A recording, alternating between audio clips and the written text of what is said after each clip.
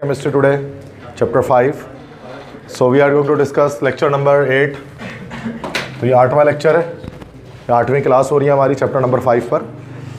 और लेक्चर 7 जो हमारा कल हुआ था, 7वां लेक्चर जो था इस चैप्टर का, उसके अंदर हमने बेंजीन के स्ट्रक्चर को देखा था, बेंजीन के स्ट्रक्चर्स को समझा था कि बेंजीन का स्ट्रक्चर कैसा होता है। और स्ट्रक्चर से हमें अंदाज़ा हुआ था कि बेंजीन जो है अपनी डीलोकलाइजेशन की वजह से, अपने रेजोनेंस की वजह से जो है वो सैचुरेटेड नेचर का होता है और स्टेबल होता है, और जिसकी वजह से बेंजीन के बारे में पता है कि वो बजाय जो है वो एडिशन रिएक्शंस करने के वो सब्स्टिट्यूशन रिएक्शंस करता है।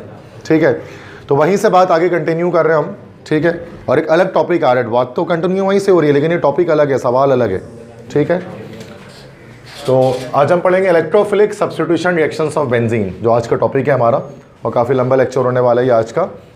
तो electrophilic substitution reactions of benzene, benzene के अब हम रिएक्शंस को देखेंगे, और बेंजीन जो हमारे पास रिएक्शंस करते हैं उनको हम कहते हैं इलेक्ट्रोफिलिक सब्स्टिट्यूशन रिएक्शन। तो वो क्या होता है, अभी थोड़े देर आधे घंटे में आपको चीज़ें समझ में आ जाएंगी सारी कि क्या होता है ये। तो काफ़ी बड़ा नाम है इलेक्ट्रोफिलिक सब्स्टिट्यूशन रिएक्शंस बेंजीन के। तो बेंजीन रिएक्शन तो करेगा ही, और कौन सा रिएक्शन करेगा? सब्स्टिट्यूशन करेगा। सब्स्टिट्यूशन किस वजह से करेगा? चूँकि इसका नेचर सैचुरेटेड है, स्टेबल है ये।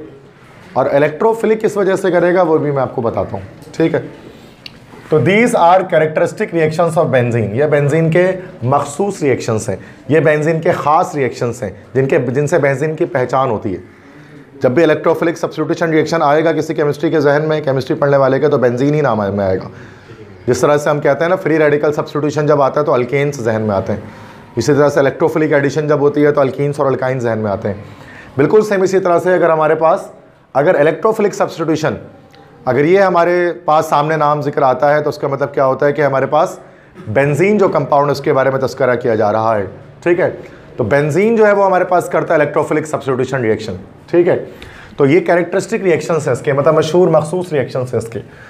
Benzene undergoes substitution reaction due to its saturated nature, saturated होने की वजह से सब्स्टिट्यूशन करता है, चूँकि पाई बॉन्ड इसका टूटता नहीं इतने आराम से। ठीक है, In these reactions, a hydrogen of benzene is substituted by electrophile. अब सब्स्टिट्यूशन में आपको पता है हमेशा हाइड्रोजन निकलता है और हाइड्रोजन की जगह पर कोई स्पेशी आकर अटैक कर देता है। अल्केन्स में हमने देखा था, मीथेन वगैरह के अंदर, अल्केन्स हमने देखा था, जब अल्केन्स की जब हम सब्स्टिट्यूशन रिएक्शन कर रहे थे तो जैसे मीथेन है, मीथेन में 4 हाइड्रोजन है, एक एक करके सारे हाइड्रोजन निकलते हैं और उनकी जगह पर आकर कोई स्पेशी आकर अटैक कर देता है। और इन केस ऑफ अल्केन वहाँ पर जो है वो हमारा फ्री रेडिकल आकर जो है वो अटैच होता है। फ्री रेडिकल जिस पर ना तो पॉजिटिव चार्ज होता है ना तो नेगेटिव चार्ज होता है, जीरो चार्ज होता है, तो वो फ्री रेडिकल सब्स्टिट्यूशन होती है अल्केन्स के अंदर। लेकिन टेस्ट आ जाए तो आपको पता होगा चीज़ों के बारे में। तो इन रिएक्शंस में बेंजीन का जो हाइड्रोजन है वो सब्स्टिट्यूट हो जाता है इलेक्ट्रोफाइल से, उनको एक इलेक्ट्रोफाइल सब्स्टिट्यूट कर देता है। इलेक्ट्रोफाइल मैंने इससे पहले भी बताया था, मैं रिपीट कर देता हूँ। इलेक्ट्रोफाइल क्या होता है? Electrophile is an electron loving species. 2 word से निकला बेटा, इलेक्ट्रो और फाइल। इलेक्ट्रो मतलब होता है इलेक्ट्रॉन, इलेक्ट्रो का मतलब हमारे पास होता है इलेक्ट्रॉन, 2 वर्ड से निकला, एक तो इलेक्ट्रो है, इलेक्ट्रो का मतलब यहाँ पर हमारे पास है इलेक्ट्रॉन। ठीक है, नेगेटिव चार्ज कैरियर होता है इलेक्ट्रॉन, आप जानते हैं। और फाइल, फाइल का मतलब होता है लवर, इलेक्ट्रोफाइल, इलेक्ट्रॉन लवर जिसको हम कह सकते हैं। तो फाइल का वर्ड ग्रीक रूट है ये, जो अक्सर हम इस्तेमाल करते हैं। जैसे बुक लवर को बिब्लियोफाइल लिखा होता है, bibliophile is the one who loves book. ठीक है, इसी तरह से स्टार लवर होता है, एस्ट्रोफाइल लिखा होता है, astrophile means the one who loves star. इस तरह से मून लवर को सिलिनोफाइल लिखा होता है, सिलीन मून को कहा जाता है, मून गॉडेस, तो सिलिनोफाइल। तो फाइल का एक बड़ा अच्छा वर्ड है जो अक्सर इंग्लिश में इस्तेमाल किया जाता है। तो फिलैंथ्रोपिस्ट एक वर्ड होता है, इंसानों का दोस्त या इंसानों से मोहब्बत करने वाला, lover of human being, philanthropy, Abdul रिधी वाज द फिलैंथ्रोपिस्ट। तो फिल मतलब होता है lover, phile phil lover, anthro means होता है इंसान। तो लाइक फाइल का जो रूट है उसका मतलब होता है लवर। ठीक है ना, इस तरह हाइड्रोफाइल सुना होगा आपने, वाटर लविंग। ठीक है, हाइड्रोफिलिक स्पीशीज सुना होगा आपने। तो फाइल का मतलब होता है लवर, तो इलेक्ट्रोफाइल मतलब इलेक्ट्रॉन लवर। अब इलेक्ट्रॉन लवर कौन होगा? जिस पर खुद पॉजिटिव चार्ज होगा। इलेक्ट्रॉन लवर कौन होगा? इलेक्ट्रॉन के पास कौन जाएगा? इलेक्ट्रॉन के पास कौन जाएगा? इलेक्ट्रॉन के पास हो जाएगा जिसके ऊपर खुद हमारे पास जो है वो नेगेटिव चार्ज हमारे पास जो है वो आएगा। ठीक है, सॉरी, खुद पॉजिटिव चार्ज आएगा तो वो इलेक्ट्रॉन के पास जाएगा। तो electrophile is an electron loving species, electron loving species होता है। इसको डिनोट किससे किया जाता है? ई प्लस, ई के ऊपर प्लस लगा देते हैं, ये इलेक्ट्रोफाइल है। Electrophiles carry a positive charge, electrophile हमेशा पॉजिटिव चार्ज कैरी करते हैं, अक्सर बेशतर मोस्टली ये पॉजिटिव चार्ज कैरी करते हैं, but they can be neutral as well. लेकिन यही इलेक्ट्रोफाइल बेटा न्यूट्रल भी हो सकते हैं, न्यूट्रल भी हो सकते हैं, ज़रूरी नहीं है कि हमेशा ये हमारे पास जो है वो पॉजिटिव चार्ज कैरियर हो, ये न्यूट्रल भी हो सकता है। जैसे कि मिसाल के तौर पर अगर मैं BF3 की बात कर लूँ, BF3 ये MCQs में पूछा जाता है कि which of the following is an electrophile. अब BF3 के ऊपर कोई चार्ज नहीं होता बोरोन ट्राईफ्लोराइड में, लेकिन ये इलेक्ट्रोफाइल होता है बिकॉज इलेक्ट्रॉन लवर है। बोरोन ट्राईफ्लोराइड, अगर आप इसका स्ट्रक्चर बनाना जानते हैं तो ये रहा बोरॉन, और बोरॉन के लास्ट सेल में 3 इलेक्ट्रॉन होता है ना भाई, 3 तरफ से बेटा ये फ्लोरीन से अटैच हो जाता है। तो बॉन्डिंग के बाद आप देख सकते हैं स्ट्रक्चर में कि बोरॉन के पास 2 2 4 2 6 इलेक्ट्रॉन आ रहे हैं। ऑक्टेट तो कंप्लीट नहीं हुआ ना इसका, तो अब ये क्या कर सकता है, अपना ऑक्टेट कंप्लीट करने के लिए कहीं से ये बोरॉन 2 इलेक्ट्रॉन को गेट कर सकता है, गेन कर सकता है। तो चूंकि उसके इलेक्ट्रॉन की नीड है, दैट्स वाई इलेक्ट्रॉन लवर हो गया ये भी। तो बी है, तो ज़रूरी नहीं है, याद रखिएगा कि हमेशा पॉजिटिव चार्ज हो। अगर आज हम जितने भी पढ़ेंगे इलेक्ट्रोफाइल सब पे पॉजिटिव चार्ज होगा आज जो हम क्लास करने वाले हैं, बट ऐसा हो सकता है ज़िंदगी में आगे जाकर आप ऐसे इलेक्ट्रोफाइल को देखें या MCQs में आ जाए जो न्यूट्रल हो, जैसे BF3 मशहूर है, ठीक है, इलेक्ट्रॉन लविंग है ये। तो ऐसा तो याद रखिएगा कि वो न्यूट्रल भी हो सकता है, बाकी पॉजिटिव तो होता ही है, तो कॉमन सी बात है, 99% तो पॉजिटिव ही होता है। Electrophile attacks benzene because it is electron rich. Electrophile benzene पर अटैक किस लिए करता है? जो कि बेंजीन इलेक्ट्रॉन रिच होता है। बेंजीन के पास इलेक्ट्रॉन ज़्यादा होते हैं, आपको पता है 6 पाई इलेक्ट्रॉन्स, 6 पाई इलेक्ट्रॉन्स होते हैं, मतलब 3 पाई बॉन्ड होते हैं, और 3 पाई बॉन्ड के अंदर सब में 2, 1 पाई बॉन्ड में 2 इलेक्ट्रॉन्स आते हैं, तो 2 2 4 2 6, टोटल 6 पाई इलेक्ट्रॉन्स आते हैं। Due to the presence of 6 pi electrons benzene electron rich, that's why इस पर क्या होता है कि वो इलेक्ट्रॉन लविंग स्पीशीज जाकर क्या कर रहा होता है, जाकर अटैक कर रहा होता है। सही है। अब इसको हम एक जनरल रिएक्शन से मैं यहाँ पर इसको शो कर रहा हूँ, एक जनरल मैकेनिज्म, एक जनरल रिएक्शन से। चूँकि बात स्टार्ट कर रहे हैं तो पहले बेसिक बातें मैं आपको बताऊँगा, आसान से, फिर मुश्किल करेंगे आहिस्ता आहिस्ता करके चीज़ों को। तो बेंजीन है, तो बेंजीन ये रहा, दिस इज बेंजीन। बेंजीन का रिएक्शन हम करें किससे? इलेक्ट्रोफाइल से, E+, दिस इज इलेक्ट्रोफाइल, ठीक है। तो हुआ क्या, बेंजीन के, आपको पता है बेंजीन की तरफ हर कार्बन पे एक हाइड्रोजन बेंजीन के होता है। इन सारी जगह पर बेटा एक हाइड्रोजन है, ये सब हाइड्रोजन है ना भाई, लिखते नहीं हम इसको, ये अंडरस्टूड होता है, बट हमें अंदाज़ा होना चाहिए, हमें पता होना चाहिए कि हर किनारे पर बेंजीन के एक हाइड्रोजन होता है, हर वर्टेक्स पर, हर कोने पर, हेक्सागोन के। अब यहाँ पर कोई भी एक हाइड्रोजन ये इलेक्ट्रोफाइल रिमूव कर सकता है। जैसे मान लो अक्सर हम ऊपर वाला H रिमूव कर देते हैं, जब ये H रिमूव करेगा तो इलेक्ट्रोफाइल क्या होगा, इसको H को हटाकर इसकी जगह पर आ जाएगा, और जो H+ क्या होगा यहाँ से बाहर हो जाएगा। This is electrophilic substitution reaction of benzene, जिसमें क्या हो रहा है, बेंजीन के हाइड्रोजन को एक इलेक्ट्रोफाइल सब्स्टिट्यूट कर दे रहा है। That's what is called electrophilic substitution. ये हमारा सबस्ट्रेट रहा, सबस्ट्रेट है, ये हमारा रिएजेंट है, अटैकिंग रिएजेंट है जो अटैक कर रहा है, दिस इज द रिएजेंट, ये प्रोडक्ट बन गया हमारे पास, और जो बाहर निकल गया दिस इज लिविंग ग्रुप। और यहाँ इसके केस में तो ये H+ बाहर निकल, H+ आपको पता है प्रोटॉन होता है, चूँकि एक प्रोटॉन ही होता है H+ के पास, हाइड्रोजन के पास एक प्रोटॉन एक इलेक्ट्रॉन होता है, उसका वो एक इलेक्ट्रॉन भी निकाल दो तो सिर्फ एक प्रोटॉन बच गया H+ में। सही है। तो ये एक मैंने एक बेसिक एक जनरल रिएक्शन मैंने आपको शो किया, समझ में आया सबको ये? तो यही आज हमें डिस्कस करना है आज की क्लास में। अब इलेक्ट्रोफाइल बहुत किस्म के हो सकते हैं बेटा, hundreds of types of electrophiles are there, सैकड़ों किस्म के इलेक्ट्रोफाइल्स हैं, लेकिन हम तो सारे नहीं पढ़ेंगे, हम तो उतना ही पढ़ना है जितना बुक वालों ने लिख दिया है। तो 5 तरह के इलेक्ट्रोफाइल का तस्करा किया है, और हमें वो 5 के 5 पढ़ लेकिन पेपर में वो 5 भी नहीं आएगा, पेपर में कोई एक आएगा 100%, लेकिन हम और आप नहीं जानते कि वो एक कौन सा होगा, कोई इंसान नहीं जानता, सिर्फ जो पेपर बना रहा है उसी को पता होगा। तो हमें 5 ही करने पड़ेंगे। सबसे आसान बात तो ये है, रिस्क फैक्टर 100% रिमूव करना है, अब 5 कर लो, वो एक तो 100% आना है। हाँ, अगर कोई एक करें तो क्या पता वो ना आए, फिर फंसने वाली बात हो जाएगी। इतना ज़्यादा रिस्क लेना अच्छी बात नहीं है, मतलब बोर्ड एग्जाम्स के साथ। तो कोशिश करते हम सारी कर लें, जैसे हर सब्जेक्ट में कर रहे होते, ठीक है। जबकि हमें पता होता है अगर एक चैप्टर से अगर कोई पढ़ा रहे कोई भी फिजिक्स में, मैथ्स में, तो हमें पता है सारा एक्सरसाइज से सारे क्वेश्चन नहीं आने वाले, कोई एक ही आएगा इसमें से, लेकिन वो एक हम नहीं जानते हैं, ना टीचर जानते हैं, ना आप जानते हैं, कोई नहीं जानता क्या आएगा, तो हमें मजबूरन सारा करना, दिल नहीं करता, करना पड़ता है, चूँकि पता नहीं ना क्या आएगा। और एक कर लिया, खुदा ना खासा नहीं आया तो हर वक्त उसकी टेंशन कि क्या पता ये ना आए, दूसरा जो छोड़ा है वो आ जाए, होता नहीं है मसला। तो ये वाली बात है, तो होना नहीं चाहिए ऐसा। तो types of electrophilic substitution reaction of benzene में 5 टाइप्स हैं, टोटल 5 टाइप है। Nitration, sulphonation, halogenation, Friedel Crafts alkylation, Friedel Crafts acylation, ये 5 टाइप डिस्कस करेंगे आज। नाइट्रेशन ऑफ बेंजीन, तो मतलब एक नाइट्रेशन में क्या होगा कि हर चीज़ में सब्स्टिट्यूशन अलग अलग होगा, इलेक्ट्रोफाइल चेंज हो रहा है, आप देखेंगे। इसमें हमारे पास NO2+ इलेक्ट्रोफाइल जाकर अटैच होगा बेंजीन पर। सल्फोनेशन में SO3H+ जाकर अटैच होगा। हैलोजिनेशन में हैलोजिन मतलब X+ जाकर अटैक करेगा। फ्रीडेल क्राफ्ट अल्काइलेशन, ये 2 साइंटिस्ट के नाम पर है, एक का नाम था फ्रीडेल और एक का नाम था क्राफ्ट। तो फ्रीडेल क्राफ्ट, ये 2 रिएक्शन है, रिएक्शन 4 और 5 2 साइंटिस्ट के नाम पर है, फ्रीडेल और क्राफ्ट। तो फ्रीडेल क्राफ्ट अल्काइलेशन में क्या होगा कि जो अल्काइल रेडिकल है वो जाकर अटैच हो जाएगा बेंजीन पर, और असाइलेशन में C+OR ये जाकर अटैच हो जाएगा बेंजीन पर। तो ये सब अलग अलग क्वेश्चन है, ये अलग अलग क्वेश्चन बन के सारे आ सकते हैं, ठीक है ना। मतलब ये एक सवाल नहीं है, 5 सवाल इसके अंदर ये, चूँकि डिटेल मैकेनिज्म है, इसके बाद चैप्टर एंड हो जाएगा आपका, इसको डिटेल में हम पढ़ लेंगे। तो ये nitration, sulphonation, halogenation, Friedel Crafts alkylation, Friedel Crafts acylation benzene के, ठीक है।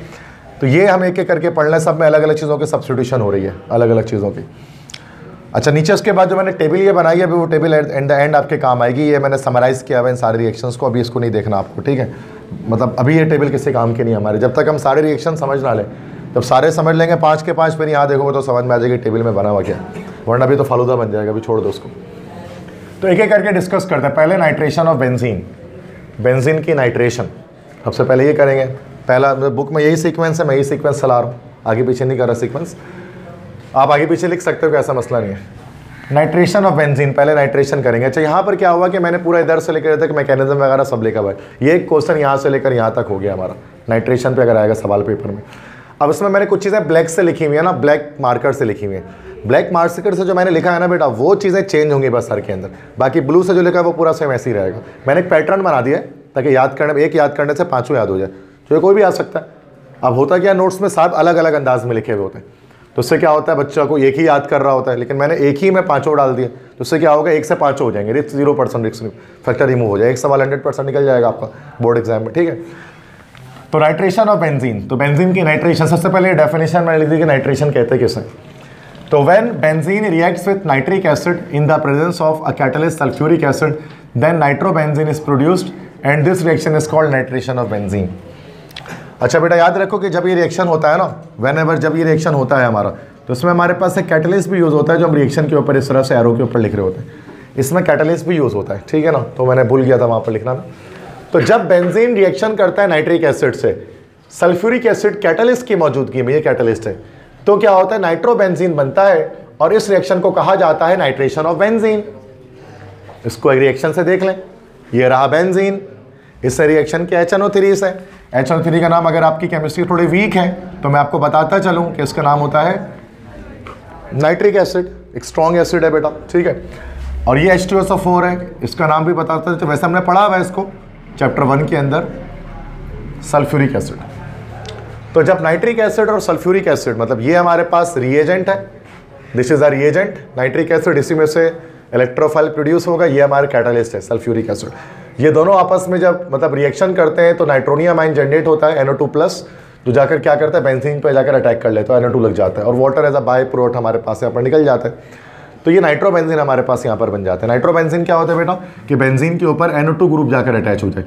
ये जो वाटर निकल रहा है, ये एक्स्ट्रा निकल रहा है, इसको हम कह सकते हैं कि हमारा बाय प्रोडक्ट है, ठीक है, जो एक्स्ट्रा प्रोडक्ट आ रहा है। तो इस रिएक्शन का हम लोग कहते हैं नाइट्रेशन। तो होता है क्या, बेंजीन का रिएक्शन किया जाता है 2 चीज़ों से एक साथ, नाइट्रिक एसिड और सल्फ्यूरिक एसिड से। इससे बेंजीन पर NO2 अटैच हो जाता है। अब ये समझ में नहीं आया आपको कि ये कैसा हुआ है, बस हो गया है, क्योंकि ये ओवरऑल रिएक्शन है। ये समराइज्ड पेपर मैंने इक्वेशन लिखी है, नीचे आ गया इसका पोस्टमार्टम हो गया, नीचे ये मैकेनिज्म, जैसे आपने एक मैकेनिज्म अपने याद की होगी आज, फ्री रेडिकल सब्स्टिट्यूशन, जहाँ पर हम पोस्टमार्टम करें रिएक्शन का, जिसमें हम उसको मतलब लाइक पूरी तरह से सारे बॉन्ड वगैरह खोल कर चेक करें, तो इसमें सेम यही करना है भाई। मैकेनिज्म से आपको समझ में आएगा ऊपर हुआ क्या असल में, और कैसे NO2+ जनरेट हुआ, क्योंकि मैकेनिज्म को समझना ही मैंने बताया था, केमिस्ट्री को समझना है, वरना तो केमिस्ट्री रट्टा के सिवा कुछ नहीं कर रहा, मैकेनिज्म ना समझे तो, ठीक है। 3 स्टेप मैकेनिज्म होता है। अच्छा, उसमें भी 3 ही स्टेप होता है हैलोजिनेशन में, उसमें chain initiation, chain propagation, chain termination. Alkane 3 तरह से करता है ना भाई, 3 स्टेप में होता है। चले, चेन इनिशिएट होता है, फिर चेन प्रोपगेट होता है, फिर चेन टर्मिनेट होता है। जब हमने अल्केन्स को पढ़ा था उसकी मैकेनिज्म, यहाँ पर भी 3 स्टेप है, बट नाम अलग अलग है। पहला स्टेप है फॉर्मेशन ऑफ इलेक्ट्रोफाइल, इलेक्ट्रोफाइल बनेगा पहले, फिर क्या होगा, इलेक्ट्रोफाइल अटैक करेगा बेंजीन पर, थर्ड स्टेप में H+ निक्लोफाइल से अटैक करेगा। ये 3 स्टेप पे जाकर ये बनेगा, 3 स्टेप होते हैं। स्टेप 1 में क्या होगा, इलेक्ट्रोफाइल की फॉर्मेशन होगी, इलेक्ट्रोफाइल की जनरेशन होगी, इलेक्ट्रोफाइल जनरेट होगा, बनेगा कैसे, first of all the reagent reacts with catalyst. जो भी रिएजेंट है, जैसे हमारा नाइट्रिक एसिड रिएजेंट था, ये रिएक्शन करेगा कैटलिस्ट के साथ टू फॉर्म एन इलेक्ट्रोफाइल। एक इससे इलेक्ट्रोफाइल बनेगा NO2+ नाइट्रोनियामाइन, और साथ में एक न्यूक्लियोफाइल बनेगा HSO4-। अब देखो यहाँ पर सबसे पहले क्या होगा, नाइट्रिक एसिड और सल्फ्यूरिक एसिड का साथ में रिएक्शन होगा। अच्छा, असल में कैटलिस्ट के बारे में एक हमें गलत एक जहन में होता है, जो नॉर्मल केमिस्ट्री इतना डिटेल में नहीं पढ़ते हैं बच्चे, जिन्हें केमिस्ट्री पसंद नहीं होती है, वो कैटलिस्ट को क्या कहते हैं, हर वो चीज़ रिएक्शन को फास्ट करे विदाउट, है ना, anything which speeds up the chemical reaction without taking part in reaction. Reaction में हिस्सा लिए बिना अगर कोई चीज़, अगर कोई सब्सटेंस रिएक्शन को स्पीड अप कर रहा था, वो कैटलिस्ट कहलाता है। ये डेफिनेशन उन लोगों को पता होती है, इनको केमिस्ट्री इतनी पसंद नहीं आती है, वो ये रट्टा मार के रखते हैं इस डेफिनेशन को।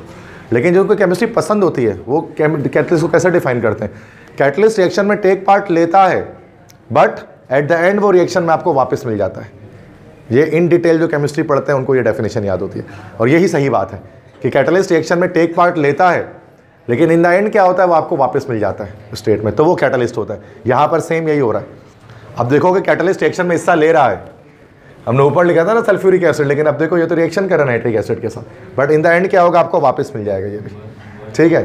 तो इसलिए वजह से कैटलिस्ट के लिए हम उसको एरो के ऊपर लिख रहे हैं, तो परेशान मत हो, इस चीज़ को देखेंगे सर कैटलिस्ट ने रिएक्शन में हिस्सा कैसे, हमने तो बचपन से ही पढ़ा कि रिएक्शन में हिस्सा नहीं लेता, टेक पार्ट नहीं लेता, यहाँ तो टेक पार्ट ले रहा है। तो नाइट्रिक एसिड और सल्फ्यूरिक एसिड के साथ में रिएक्शन है। देखो नाइट्रिक एसिड सल्फ्यूरिक एसिड दोनों स्ट्रॉन्ग एसिड्स हैं, दोनों स्ट्रॉन्ग एसिड है, ये भी हमारे पास एक एसिड है, ये भी हमारे पास एक एसिड है, नाइट्रिक एसिड है, सल्फ्यूरिक एसिड है। दो एसिड्स कभी भी एक साथ जब रिएक्शन करते हैं ना, तो दोनों एसिडिक बिहेवियर शो नहीं कर सकते। याद रखिएगा कि दो एसिड साथ में, एसिड के बिहेवियर क्या होता है, एसिड H+ डोनर होता है, H+ डोनेट करता है एसिड। अब दोनों ही H+ डोनेट नहीं कर सकते। जब भी दो एसिड साथ में रिएक्शन करेंगे, उसमें से एक एसिड के तौर पे बिहेव करेगा और एक बेस के तौर पे बिहेव करेगा। ये रूल है केमिस्ट्री का। कौन एसिड के तौर पे बिहेव करेगा, जो ज्यादा एसिडिक होगा। अब याद देखो, नाइट्रिक एसिड सल्फ्यूरिक एसिड से ज्यादा स्ट्रॉन्ग एसिड कौन सा होता है, सल्फ्यूरिक एसिड ज्यादा स्ट्रॉन्ग होता है, पता है आप सबको। अब ये क्या करेगा बेटा, ये अपना H+ निकाल देगा। तो अब ये एज एन एसिड बिहेव कर रहा है, तो यहां पर ये कैसा बिहेव करेगा, एज अ बेस। तो ये क्या निकालेगा अपना OH-। ये H+ और OH- मिलकर क्या बना जाएगा, वाटर। अब जो बच गया वो लिख देंगे। HNO3 में H+ निकल गया तो NO2, OH- निकल गया तो NO2+ बचा इसमें, सिर्फ NO2+ बच गया। यहाँ से अगर H+ निकाल दो तो क्या HSO4- बचा यहाँ से, तो HSO4-। समझ आ रहा है मैकेनिज्म क्या हुआ यहाँ पर। तो थोड़ा परेशान मत होना कि रिएक्शन कैसे हुआ ये। तो ये दोनों ही एसिड थे, जब दो एसिड साथ में रिएक्शन करते हैं तो स्ट्रॉन्ग वाला एसिड के तौर पर बिहेव करते हैं, वीक वाला बेस के तौर पर। उससे क्या होता है, यहाँ NO2+ जनरेट हो गया, HSO4-। अभी NO2+, इसको हम लोग क्या, इसका नाम होता है नाइट्रोनियामाइन। तो काफ़ी देर से मैं आपको बता रहा नाइट्रोनियामाइन। ये हमारा एक इलेक्ट्रोफाइल हो गया, पॉजिटिव चार्ज देख सकते हैं बिल्कुल क्लियरली। और HSO4- जो कि नेगेटिव चार्ज है, तो हमारा ये क्या हो गया, निक्लोफाइल हो गया। बाईसल्फेट आयन इसको हम कहेंगे, हाइड्रोजन सल्फेट कहते हैं। ये निक्लोफाइल जनरेट हो गया और साथ में ये बाय प्रोडक्ट वाटर आ गया, ठीक है ना। फर्स्ट सेशन में तो हमारा इलेक्ट्रोफाइल जनरेट हो गया फर्स्ट स्टेप में। इलेक्ट्रोफाइल जो हमारे पास यहाँ पर क्या था, NO2+ था। सेकंड स्टेप में क्या होगा, अभी इलेक्ट्रोफाइल जाकर अटैक करेगा बेंजीन पर। इलेक्ट्रोफाइल बेंजीन पर जाकर अटैक करेगा। तो in this step the electrophile NO2+ attacks on benzene. ये बेंजीन पर अटैक करेगा, benzene ring by pi bond cleavage. Pi bond, अच्छा यहाँ पर थोड़ा सा परेशान हो जाएगा, सवाल मत करना, मैं खुद बता दूंगा, ठीक है। तो सर ये क्या हो गया, ये क्यों लिख दिया आपने। तो pi bond cleavage, pi bond तोड़ेगा और पाई बॉन्ड तोड़ के वो क्या करेगा, अटैक कर लेगा बेंजीन रिंग पे। अभी तो ऐसा तो कल में नहीं पढ़ा था कि पाई बॉन्ड टूटता ही नहीं है बेंजीन का, यहाँ पर लिख दिया सर टूट गया। आगे देखो, अभी आगे पढ़ो, समझ में आ जाएगा। टू फॉर्म एरिनियामाइन, इससे हमारे पास एक एरिनियामाइन जनरेट होगा, पॉजिटिव चार्ज होता है इस पर। And the aromaticity of benzene is lost, और बेंजीन के एरोमेटिक कैरेक्टर खत्म हो जाता है। The pi bond rotates, pi bonds घूमते हैं ड्यू टू रेजोनेंस, रेजोनेंस की वजह से, टू रीगेन एरोमेटिसिटी, ताकि उनको एरोमेटिसिटी दोबारा से रीगेन हो जाए, वापस हासिल हो जाए। And so nitrobenzene is form, इस तरह से नाइट्रोबेंजीन हमारे पास बनता है।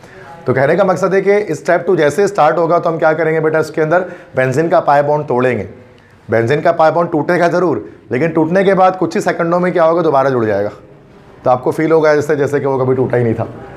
तो रेजोनेंस की वजह से, डीलोकलाइजेशन की वजह से, अब दिखा रहा हूँ मैं आपको कैसे होता है। एक यहाँ पर ये सबसे मुश्किल स्टेप होता है उसका, जो बताने वाला हूँ। ये एक बार कर लोगे तो बार बार सेम सही हो जाएगा। ये हमारे पास बेंजीन है, ठीक है। तो ये हमारे पास बेंजीन है। बेंजीन के पास 3 जो है वो हमारे पास जो है वो पाई बॉन्ड्स हैं। NO2 प्लस को यहाँ पर जाकर अटैक करना है इलेक्ट्रोफाइल को। कोई भी पाई बॉन्ड आप तोड़ सकते हैं, तीनों पाई बॉन्ड्स आइडेंटिकल हैं, एक जैसे हैं। इट्स योर विश, ये आपकी डिज़ायर, आपकी ख्वाहिश है, जो तोड़ना है तोड़ दो। मेरी ये आदत होती है बचपन से, मतलब जब से मैं पढ़ रहा हूँ, पढ़ा रहा हूँ, मैं यही वाला बॉन्ड तोड़ता हूँ। कुछ टीचर ये वाला भी तोड़ता हूँ, कुछ ये वाला भी तोड़ता हूँ। मर्जी आइडेंटिकल है भाई, तो मैं जो चाहे मतलब जो मर्जी वो करो, ठीक है, क्योंकि सेम है। तो मैं ये वाला बॉन्ड तोड़ देता हूँ ऊपर वाला, ठीक है। अब ये बॉन्ड जब मैंने तोड़ा, अब तोड़ूंगा 2 इलेक्ट्रॉन कैसे एक तरफ चले जाएंगे, तो वो 2 इलेक्ट्रॉन इस कार्बन पे आ जाएंगे, तो यहाँ नेगेटिव चार्ज क्रिएट हो जाएगा, यहाँ पर पॉजिटिव चार्ज क्रिएट हो जाएगा। तो एक माइनस एक प्लस चार्ज जनरेट हो गया। अब NO2 प्लस क्या करेगा, नेगेटिव पे जाकर अटैक कर देगा। तो नेगेटिव पे जाकर अटैक कर दिया तो यहाँ पर NO2 आ गया, और H तो पहले से यहाँ पर था, और यहाँ पर पॉजिटिव चार्ज जनरेट हो गया। ये रहा पॉजिटिव चार्ज इस वाले कार्बन पर। हर तरफ कार्बन है ना, ये पता है ना सबको, मैं बना नहीं रहा। अब हुआ क्या है यहाँ पर, अब एरोमेटिसिटी लॉस्ट हो गई। एरोमेटिक कैरेक्टर के लिए ज़रूरी था कि कहीं पर भी sp3 हाइब्रिड कार्बन नहीं होना चाहिए। और यहाँ पर इस वाले कार्बन पे देख सकते हो sp3 4 बॉन्ड बन चुके हैं, 1 2 3 4। इस वाले कार्बन पर हमारे पास 4 बॉन्ड बन चुके हैं।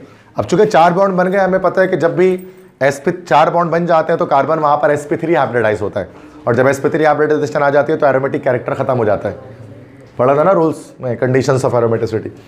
तो ये अब क्या हो गया, हमारा जो पाई बॉन्ड क्लीवेज हो गया, पॉजिटिव चार्ज आ गया बेंजीन पर, और जब बेंजीन पर पॉजिटिव चार्ज होता है तो उसको हम कहते हैं एरिनियम आइन। और जो बेंजीन की एरोमेटिसिटी है वो क्या हो गई, लॉस्ट हो गई, खत्म हो गई 100%, ठीक है।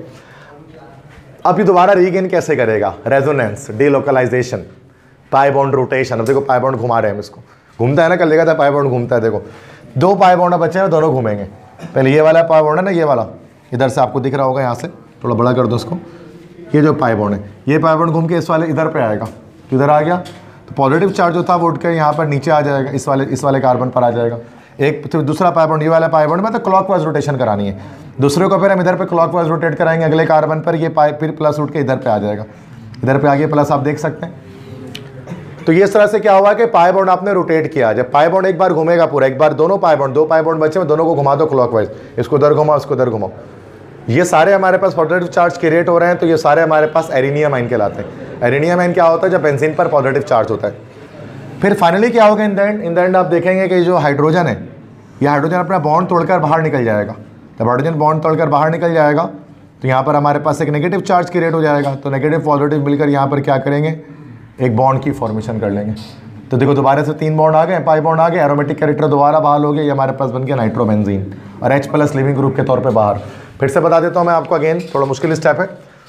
तो attack of electrophile on benzene, इस स्टेप में क्या होगा कि बेंजीन रिंग पर इलेक्ट्रोफाइल जो जाकर अटैक करेगा, इलेक्ट्रोफाइल यहाँ पर NO2 प्लस, कोई भी एक पाई बॉन्ड तोड़ना है तो यहाँ पर ये वाला पाई बॉन्ड, एक पाई बॉन्ड ब्रेक हो जाएगा। जब पाई बॉन्ड ब्रेक होगा, दोनों इलेक्ट्रॉन किसी एक कार्बन पे आ जाएंगे, किसी भी कार्बन पे, तो आपकी मर्जी आइडेंटिकल है, मैंने इधर भेज दिया। NO2 ने जाकर यहाँ अटैक कर दिया, पहले से एक हाइड्रोजन था तो H और NO2 आ गया, पॉजिटिव चार्ज यहाँ क्रिएट हो गया। पाई बॉन्ड घूमेगा, प्यार ये पाई बॉन्ड इधर घुमा, ये पाई बॉन्ड इधर घुमा, फिर ये पाई बॉन्ड इधर घुमा, पॉजिटिव चार्ज भी इस तरह से घूमते गए।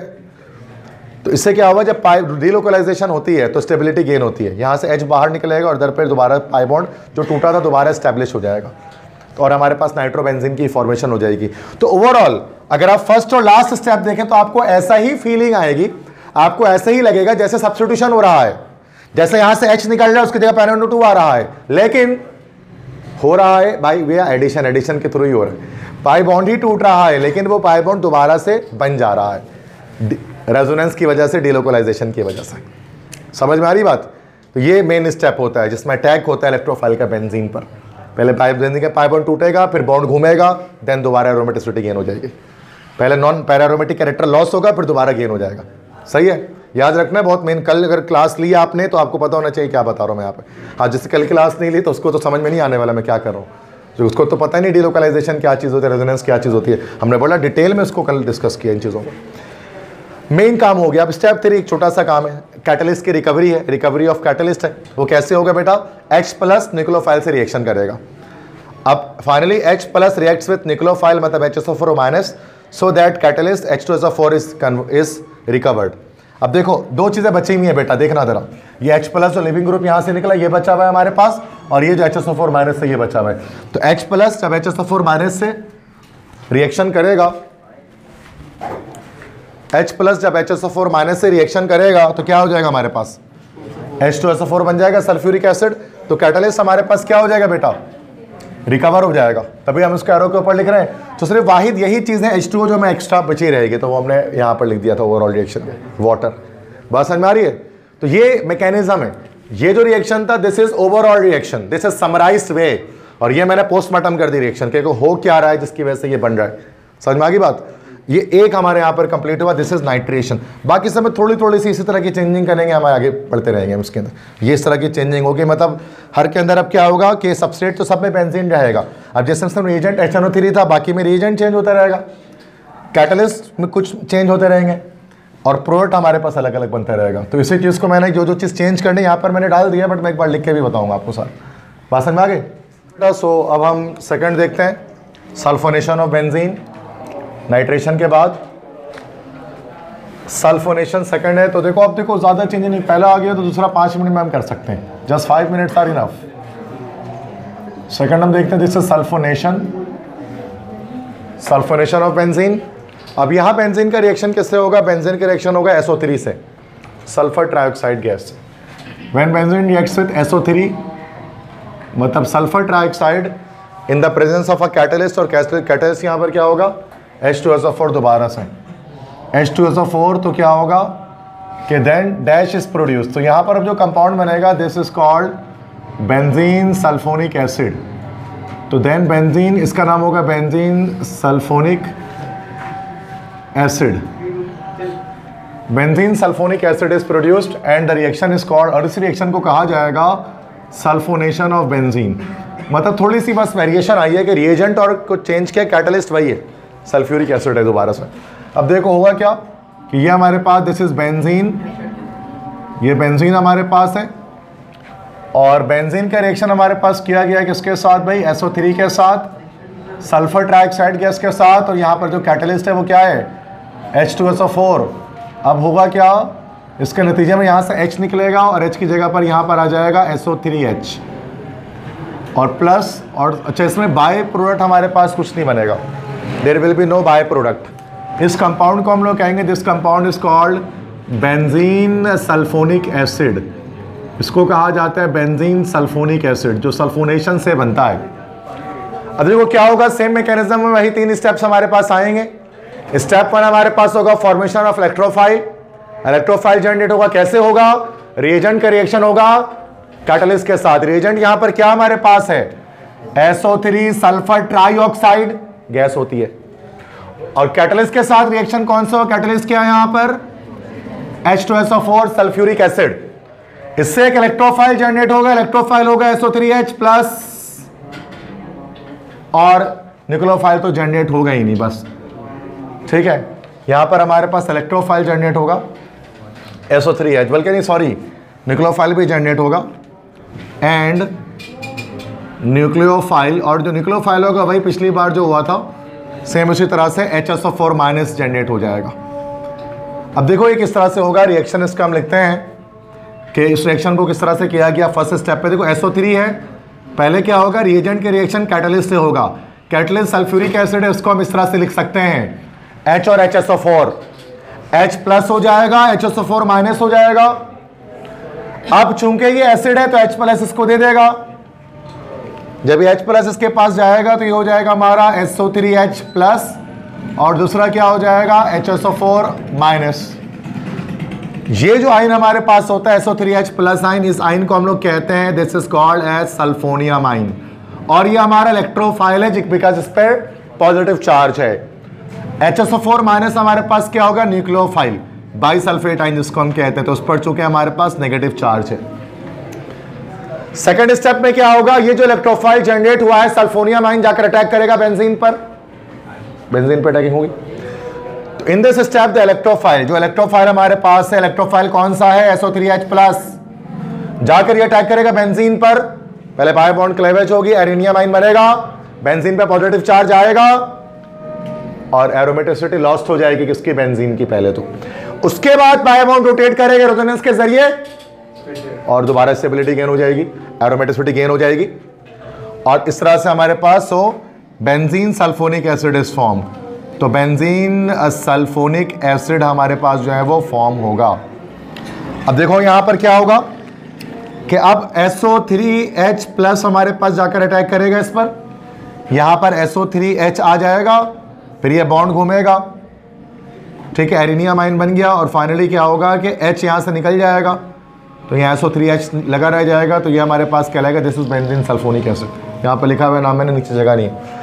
लास्ट स्टेप में क्या होगा, H प्लस निकोलोफाइल से अटैक करेगा और हमारे पास कैटलिस्ट रिटर्न बैक हो जाएगा। तो H प्लस रिएक्ट्स विद निकोलोफाइल, निकोलोफाइल हमारे पास क्या था, HSO4 माइनस, तो इससे जो कैटलिस्ट हमारा होगा H2SO4 वो रिकवर हो जाएगा। तो H plus HSO4 minus reaction किया, कैटलिस्ट वापस आके तभी एरो के ऊपर है।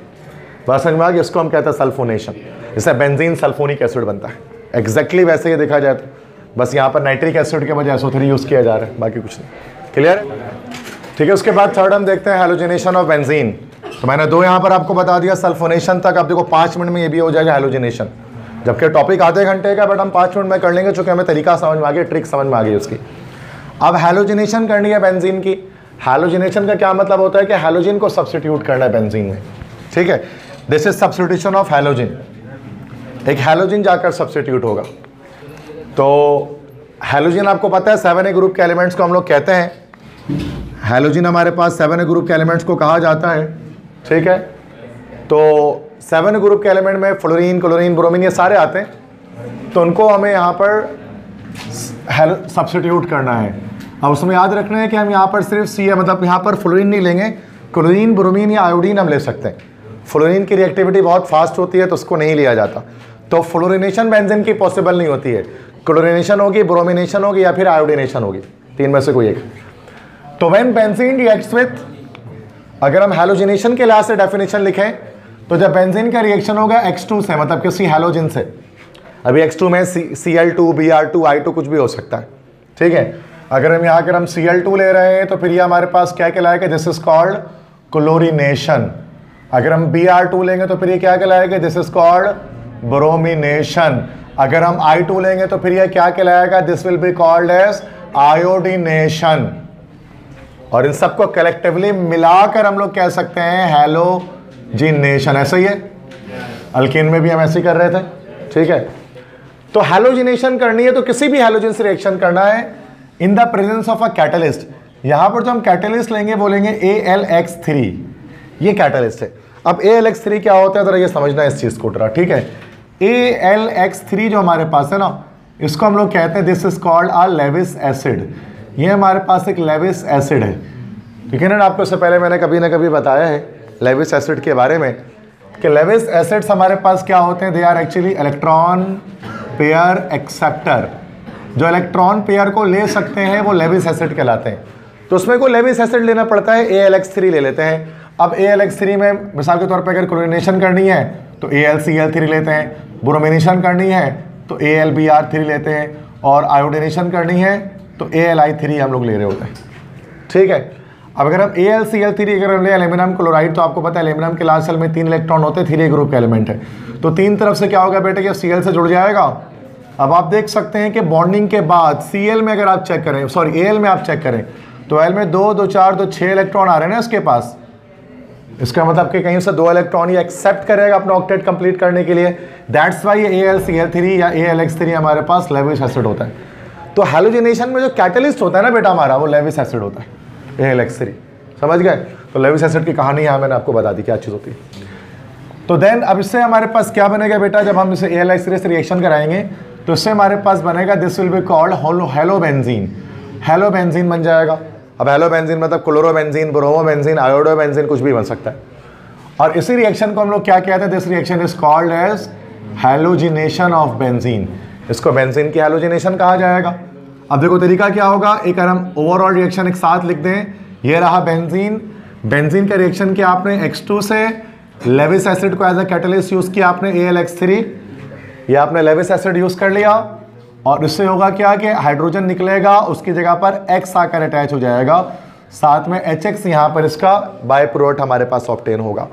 दिस इज कॉल्ड, बेंजीन के साथ अगर ऊपर X मतलब हैलोजन लगा हो तो उसको हम क्या कह सकते हैं, दिस इज कॉल्ड हेलोबेंजीन। और ये बाय प्रोडक्ट आपके पास निकला और आप जानते हैं इसका नाम, इसी को कहा जाता है हैलोजिन एसिड। अब HCl HBr HA कुछ भी निकल सकते, depends upon the X which you are using, ठीक है। एक्स कौन सा यूज कर रहा हूं उस पर डिपेंड करेगा सारा का सारा। अब मैकेनिज्म में ना, मैं जनरल मैकेनिज्म नहीं करा रहा, मैं कुछ एक खास कर लेता हूं बेटा, मैं कर लेता हूं क्लोरीनेशन, ताकि आपको एक स्पेसिफिक होके भी चीज पता लग जाए। तो मैं यहां पर करने वाला हूं क्लोरीनेशन, तो हैलोजिनेशन के बजाय तो मैं Cl यूज करूंगा, ठीक है। तो फर्स्ट ऑफ ऑल जो रिएजेंट होगा, रिएजेंट हम यहां पर अब क्या यूज करेंगे, Cl2 यूज करेंगे X2 में। इसमें कैटलिस्ट क्या यूज करेंगे, AlCl3 तो फॉर्म इलेक्ट्रोफाइल, इलेक्ट्रोफाइल हमारे पास Cl प्लस जनरेट हो जाएगा, न्यूक्लियोफाइल हमारे पास जनरेट होगा AlCl4 माइनस। अब जरा देखो किस तरह से होगा, बड़ा आसान है ये। देखो Cl2 है, Cl2 ये देखो, ये रहा Cl2 बेटा, ठीक है। इसका रिएक्शन हुआ हमारे पास AlCl3 के साथ, तो ये रहा हमारे पास AlCl3। बड़े आराम से इसको एक लाइन में मैं इक्वेशन लिख रहा हूँ इजी वे पर, ठीक है ना, ताकि उसका समझ में आ जाए। अब यहाँ पर क्या होगा, ये पाई बॉन्ड टूटेगा, क्योंकि रिएजेंट सामने एक लेविस एसिड है, तो यहाँ पर इलेक्ट्रॉन पेयर एक तरफ प्लस माइनस यहाँ पर जनरेट कर देंगे, एक तरफ जिससे प्लस आ जाएगा, एक तरफ हमारे पास माइनस आ जाएगा, ठीक है। और यहाँ क्या होगा कि फिर Cl जाकर इस पर, चूंकि इसको इलेक्ट्रॉन पेयर चाहिए, हमें पता है एल्यूमिनियम को, तो इलेक्ट्रॉन पेयर ले लेगा, तो क्या हो जाएगा तो लेफ्ट साइड पर तो Cl प्लस सिर्फ हमारे पास बच जाएगा, Cl प्लस, और दूसरी तरफ हमारे पास बन जाएगा AlCl4 माइनस। अब ये जो AlCl4 माइनस हो गया, आप क्लियरली जानते हैं कि ये हमारा क्या हो गया, न्यूक्लियोफाइल हो गया, नेगेटिव चार्ज कैरी कर, और Cl प्लस हमारा इलेक्ट्रोफाइल हो गया। अब ये क्लोराइड नहीं है, क्लोराइड Cl माइनस होता है, क्लोरीन भी नहीं है, वो Cl डॉट होता है, मतलब सिर्फ Cl होता है। यम आएगा इसके आखिर में, इसको हम लोग कहेंगे दिस इज कॉल्ड क्लोरीनियम। ये क्लोरीनियम आइन कहलाता है हमारे पास। जब क्लोरीन पर पॉजिटिव चार्ज आ जाए तो वो क्लोरीनियम होता है, क्लोरीनियम, ब्रोमीनियम, इस तरह से होगा ना। तो ये क्लोरीनियम आइन है, बहुत सारे बच्चे इसको पेपर में क्लोराइड आइन लिख के आ जाते हैं। क्लोराइड Cl माइनस होता है, Cl प्लस नहीं होता है, ठीक है। अब अटैक करवा दो, अब बाकी काम बड़ा आसान हो गया, अटैक करवा दो। तो इस स्टेप में इलेक्ट्रोफाइल जो Cl प्लस से जाकर अटैक करेगा बेंजीन पर, पाई बॉन्ड टूटेगा, एरेनियम आइन बनेगा, बेंजीन पे पॉजिटिव चार्ज आएगा, पाई बॉन्ड घूमेगा, एरोमेटिसिटी रीगेन होगी और क्लोरोबेंजीन बन जाएगा। तो देन सो दैट क्या चीज इन द एंड, क्या चीज हमारे पास बन जाएगी भाई, chlorobenzene. So chlorobenzene is formed. ये सारी कहानी वैसे तो कुछ चेंज नहीं कर रहा मैं, एक ही बार में बार बार मिटा के उसको चेंज किए जा रहा हूँ, ताकि आपको बताने के लिए कि कोई मुश्किल काम नहीं है करना। ये Cl प्लस अटैक करेगा, यहाँ Cl आ जाएगा, यहाँ Cl आ जाएगा, यहाँ Cl आ जाएगा, यहाँ से Cl आ जाएगा, और यहाँ पर हमारे पास क्या चीज बन जाएगी, दिस इज व्हाट, क्लोरोबेंजीन बन गई।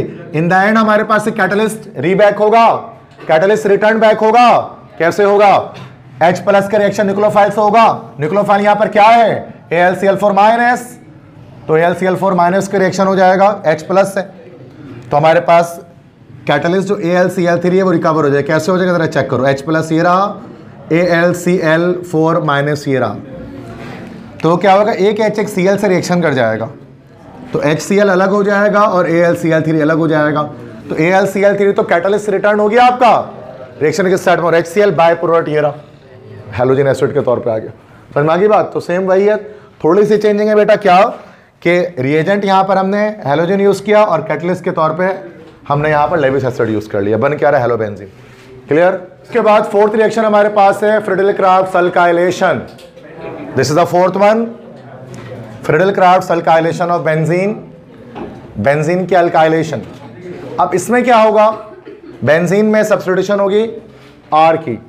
आर से क्या मुराद है, आर से मुराद लाइक अल्काइल रेडिकल। बेंजीन में आप अल्काइल रेडिकल या आर प्लस को सब्स्टिट्यूट करेंगे, ठीक है ना। वही 5 मिनट सुन लेना है, समझ में आ जाएगा, उससे ऊपर की बात नहीं है। तो फ्रिडल-क्राफ्ट क्यों कहते हैं, 2 साइंटिस्ट थे, एक का नाम था फ्रिडल, एक का नाम था क्राफ्ट, दोनों ने मिलकर बताया था, दैट्स व्हाई फ्रिडल-क्राफ्ट। अल्काइलेशन इसलिए चूंकि अल्काइल ग्रुप जाकर अटैक करेगा बेंजीन पर, दैट्स व्हाई अल्काइलेशन। तो अल्काइलेशन मींस अल्काइल ग्रुप या रेडिकल कैपिटल आर ये जाकर अटैक करेगा इस पर, ठीक है। तो व्हेन बेंजीन रिएक्ट्स विथ, यहां बेंजीन रिएक्शन करेगा किसके साथ, अच्छा ये भी जर्नल मैकेनिज्म वाला टॉपिक है, इसमें सैकड़ों रिएक्शन पॉसिबल हो सकते हैं इसके अंदर, चूंकि आर आपको पता है बहुत किस्म का हो सकता है, मिथाइल, इथाइल, प्रोपाइल, ब्यूटाइल, बहुत किस्म के हो सकते हैं। तो जब बेंजीन रिएक्शन करेगा आरएक्स के साथ किसी अल्काइल हैलाइड के साथ, तो रिएजेंट यहां पर होगा आरएक्स, अल्काइल हैलाइड। जब अल्काइल हैलाइड से रिएक्शन करेगा same in the presence of a Lewis acid, मतलब AlX3 के साथ, तो क्या होगा, हमारे पास अल्काइल बेंजीन बनेगा। तो अल्काइल बेंजीन बनेगा, मतलब बेंजीन के साथ अल्काइल रेडिकल होगा, और इसी रिएक्शन को कहा जाएगा फ्रिडल क्राफ्ट अल्काइलेशन, या जस्ट हम इसको कह सकते हैं अल्काइलेशन ऑफ बेंजीन। यही बेंजीन की अल्काइलेशन होगी। पहले आप ओवरऑल रिएक्शन देख लो, समरी देख लो इक्वेशन के क्या होने वाला है। बेंजीन रिंग है, इसका रिएक्शन होगा किसी भी अल्काइल हैलाइड के साथ। अल्काइल हैलाइड क्या होता है? RX होता है, इन the presence of a Lewis acid. Same आखिरी के तीनों रिएक्शन में जो कैटलिस्ट होगा आप देख सकते हैं कि वो लेविस एसिड है। हैलोजिनेशन में भी, अल्काइलेशन में भी, असाइलेशन में भी, ठीक है। अब होगा क्या, यहां पर बेंजीन रिंग के साथ इधर पर जाकर अटैच हो जाएगा R अल्काइल रेडिकल, और सेम वही बाय प्रोडक्ट आपका हैलोजन एसिड बाहर आ जाएगा। ये जो अल्काइल रेडिकल, अच्छा बेंजीन के साथ जो R अटैच है इसको कहा जाएगा, this is called alkyl benzene. अब अच्छी तरह आप जानते हैं यहाँ पर R को अगर आप चेंज करते रहेंगे तो डिफरेंट तरह के रेडिकल्स आपको मिलते रहेंगे, ठीक है। तो बहुत सारी चीजें इसके अंदर हम लोग कर सकते हैं। We can do a lot of things, we can do a lot of experiments in it. हम बहुत सारे अल्काइल रेडिकल इसके अंदर लगा सकते हैं। यहां पर जो हम इसके अंदर लगाएंगे, मिसाल के तौर पर अभी मैं कर लेता हूं मिथाइलेशन। अब मिथाइलेशन का मतलब मेरा मकसद ये होगा कि मैं बेंजीन के ऊपर CH3 ग्रुप अटैच कर दूंगा। मकसद ये होगा मेरा, that's my aim, to attach methyl group CH3 group over benzene. समझ में आ रही है बात? आसान बात है, बहुत आसान बात है, उतना मुश्किल नहीं कि सर में दर्द पकड़ ले, इजी बात है, ठीक है। बस सुनना है सिर्फ बातों को।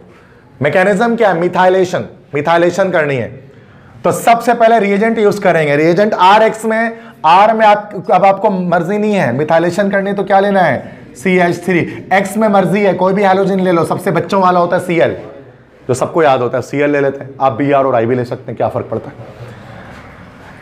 इससे कैटलिस्ट हमारे पास क्या यूज कर लेंगे अब? AlCl3, और इलेक्ट्रोफाइल हमारे पास इसके अंदर जनरेट होगा CH3+, ये इलेक्ट्रोफाइल जनरेट होगा, और न्यूक्लियोफाइल सेम AlCl4- जनरेट होगा। देख लो रिएक्शन जरा मैं करता हूं, CH3 bond Cl plus AlCl3 reaction, ये बॉन्ड टूटेगा, Cl ज्यादा इलेक्ट्रोनेगेटिव है, नेगेटिव चार्ज लेगा, यहां पॉजिटिव चार्ज आएगा, Cl नेगेटिव इस पर अटैक कर देगा, ठीक है। तो क्या बन गया? CH3+ और साथ में AlCl4-। अब यहां जो CH3+ है क्या हुआ? ये इलेक्ट्रोफाइल हुआ, उसका नाम मिथा जो भी है बस इलेक्ट्रोफाइल समझ लो, ठीक है, टाइम नहीं। अब Nu- न्यूक्लियोफाइल हो गया, ठीक है। अब करेगा अटैक इलेक्ट्रोफाइल का किस पर? बेंजीन पर। तो इसमें क्या होगा इस स्टेप में? इलेक्ट्रोफाइल जो हमारे पास है CH3+, ये अटैक करेगा बेंजीन पर। सेम वही बेंजीन का पहले बाय बॉन्ड टूटेगा, फिर घूमेगा, फिर जुड़ जाएगा दोबारा, ठीक है। तो यहां पर आ गया CH3+, अटैक किया पहले, ये अटैक हो गया, फिर मूव कर रहा है हमारा पाई बॉन्ड, आप देख सकते हैं 2 बार पाई बॉन्ड मूव किया। उसके बाद क्या होगा कि हमारे पास CH3 अटैच होगा, H+ लिविंग ग्रुप बाहर निकल जाएगा। अब इसका जो नाम हमारे पास आएगा, या तो हम इसको मिथाइल बेंजीन कह लें, लेकिन मिथाइल बेंजीन के अलावा मैंने एक और नाम आपको उसका बताया था, टोलुइन कहते हैं उसको। तो यह टोलुइन हमारे पास बन गया। मिथाइल बेंजीन भी कह सकते थे, टोलुइन इसका कॉमन नेम है। और इन द एंड सेम वही होगा कि जो H+ निकला है वो न्यूक्लियोफाइल से अटैक करेगा और आपको कैटलिस्ट आपका रीजनरेट हो जाएगा। समझ में आ गया सबको? अब अगर यहां पर आप C2H5 लगा लेंगे तो आपका इथाइल बेंजीन भी बन सकता है। C3H7 लगा लेंगे तो फिर प्रोपाइल बेंजीन बन जाएगा। बहुत बना सकते हैं, मतलब आएगा पेपर में यही वाला जो मैंने बता दिया। बट अगर मैं टेस्ट में दूं तो आपको कर लेना चाहिए उसको। अगर मैं इथाइल बेंजीन दे दूं तो हो जाएगा ना, कोई रॉकेट साइंस तो नहीं है, सिंपल, ठीक है। इसके बाद हमारे पास इलेक्ट्रोफिलिक सब्स्टिट्यूशन रिएक्शन है, this is called Friedel Crafts acylation.